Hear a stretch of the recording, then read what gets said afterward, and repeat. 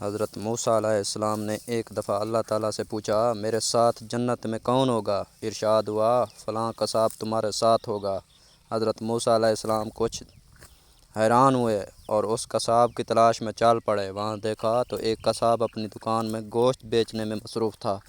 اپنا کاروبار ختم کر کے اس نے ایک گوشت کا ٹکڑا ایک کپڑے میں لپیٹا اور گھر کی طرف روانہ ہو گیا۔ حضرت موسیٰ علیہ السلام نے اس قصاب کے بارے میں مزید جاننے کے لیے بطور مہمان گھر چلنے کی اجازت چاہی۔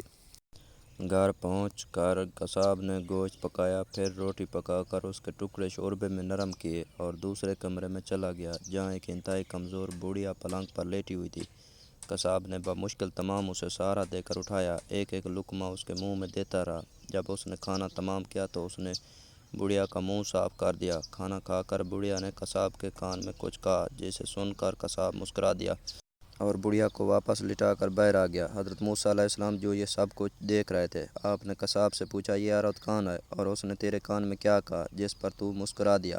قصاب بولا، اے اجنبی، یہ عورت میری ماں ہے۔ گھر پر آنے کے بعد میں سب سے پہلے اس کے کام کرتا ہوں تو خوش ہو کر روز مجھے یہ دعا دیتی ہے کہ اللہ تعالیٰ تجھے جنت میں حضرت موسیٰ علیہ السلام کا ساتھ عطا فرمائے، اور میں مسکرا دیتا ہوں کہ میں کہاں اور موسیٰ کلیم اللہ کہاں۔